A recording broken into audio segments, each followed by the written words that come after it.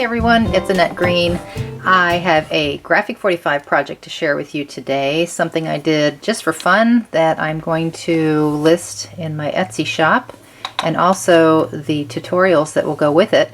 This is my Tropical Travelogue steamer trunk, that's what I'll call it, and inside is a fun, chunky mini album, all handmade with cardstock, chipboard, papers, featuring the beautiful Graphic 45 Tropical Travelogue Deluxe Collector's Edition.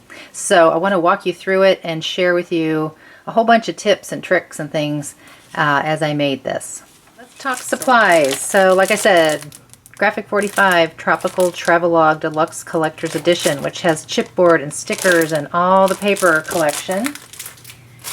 I grabbed some scrap burlap, and instead of like using twine on a roll, I actually pulled off pieces from the burlap, and sometimes I cut pieces off the burlap for wider, but yeah, to tie things around I use this. I did use, as you'll see, some craft foam, Graphic 45 metal elements, which I'll point out later. Used a bunch of those, metal staples, and flowers by 49 and Market, which I have a few left over in here. Beautiful flowers.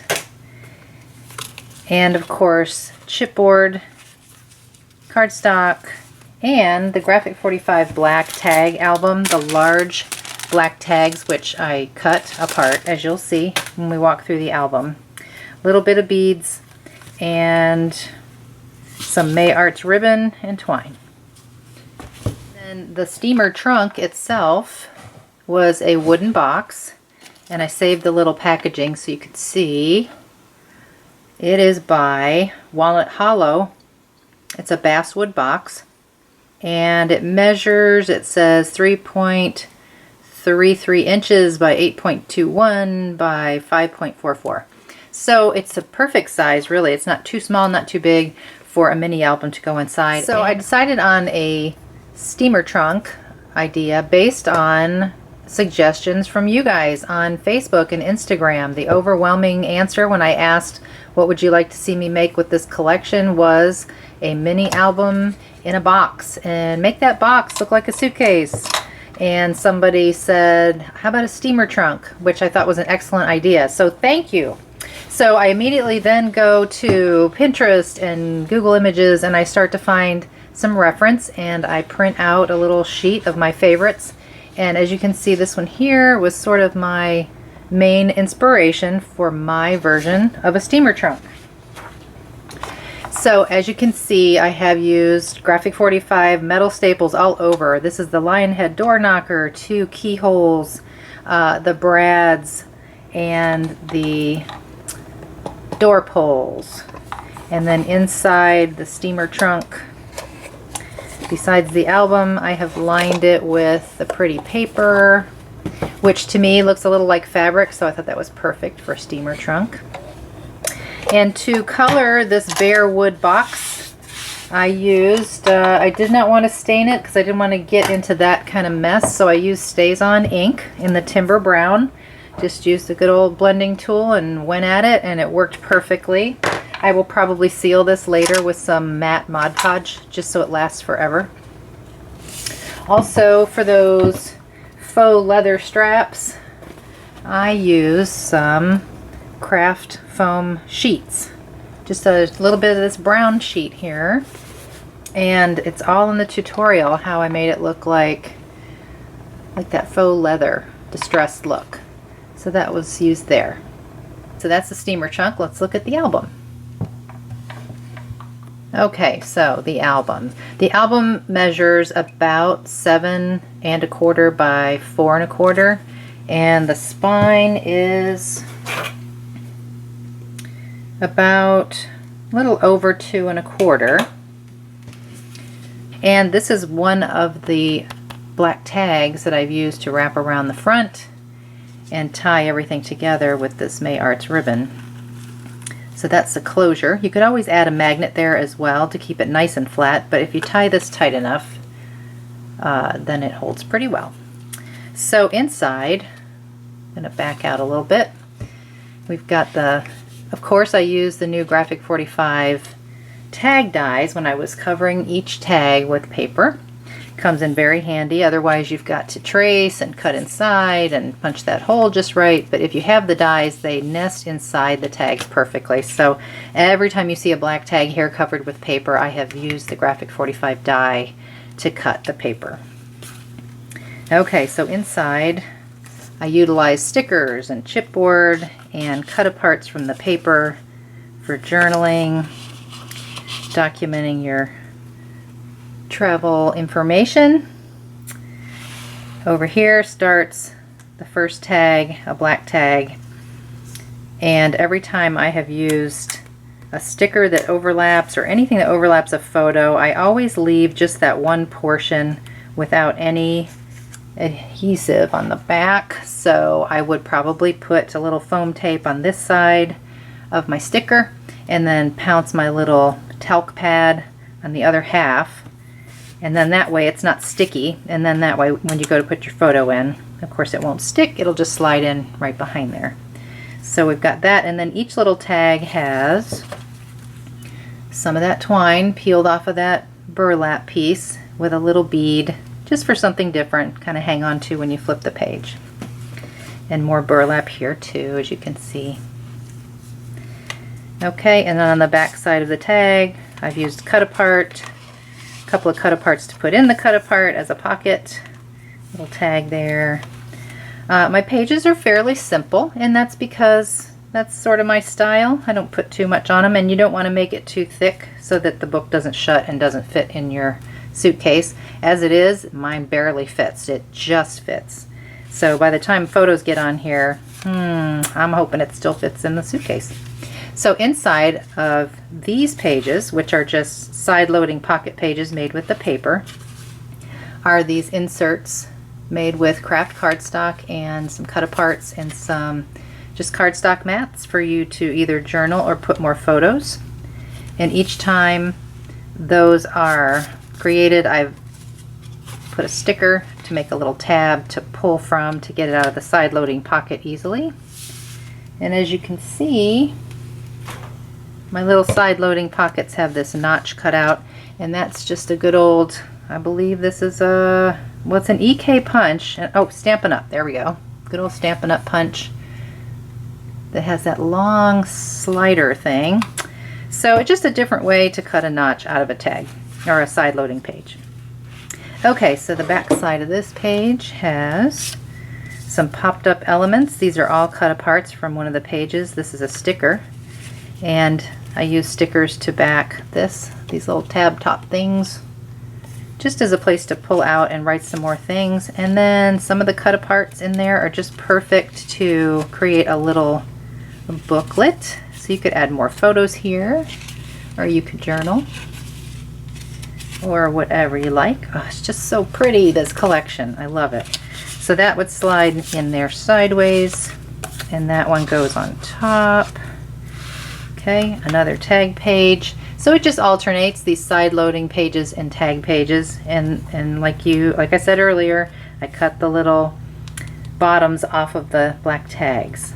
So again, stickers, photo mat, and always on the back side of a tag is usually a pocket that's just, a simple cut apart and a few cut apart pieces to go inside just for more journaling fun. Okay, photo mat, again, no adhesive under here. Another pull out. These cut aparts are great with these beautiful images on the front for making these little side inserts. This one is a side loading kind of pocket action with a large cut apart. Use the sticker here to make a little pull tab on my tag, and then another cut apart piece sort of hinged and created another little flip out that you can do whatever you like with. Another tag page, chipboard, twine. And this one has just something fun, a little interactive folded element, and I put a little brass clip there and some more twine. Sticker, another pull out with photo mats again.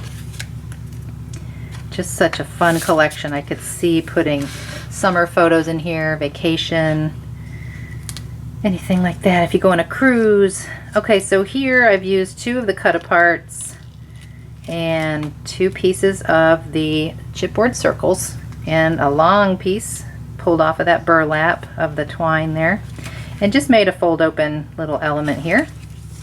And you can do a good old figure 8 to close this up again. Another tag page. Back of the tag page has another pocket. This one was made out of a sticker and some paper behind the sticker, and another little tag sticker, and another little cut apart. I just love all these little things. Love them. So much fun. Okay, another side loading page, cut aparts, photo mats, sticker tab. Super fun. This one, I just added another photo mat and I layered this sticker on some black cardstock and kind of popped it up. And again, no adhesive over here on this side. Stickers and chipboard layered on this tag. And then I just like this page so much I couldn't cover it up with any more pocket things. I like the map, so I'm leaving this as a decorative element. But I did add 2 chipboard squares and a piece of chipboard in the middle of that compass, which I think is cute. All right, our last side loading pocket page has this pretty lady on it and more photo mats. And then the final page over here is another photo place, and then just as a last little element, I created here using some of the paper cut apart, mounted it to black cardstock, popped a circle onto a black circle, so you have something to pull, and then a chipboard. I think there was a word underneath there, so I covered it up with the chipboard. And it also serves as a nice stopper when you put it in behind the photo mat. And then the inside back cover is this little gal, which I fussy cut from the signature page. This is a sticker, and this is also fussy cut. Okay, a couple of tips. What type of glue to use, you might wonder.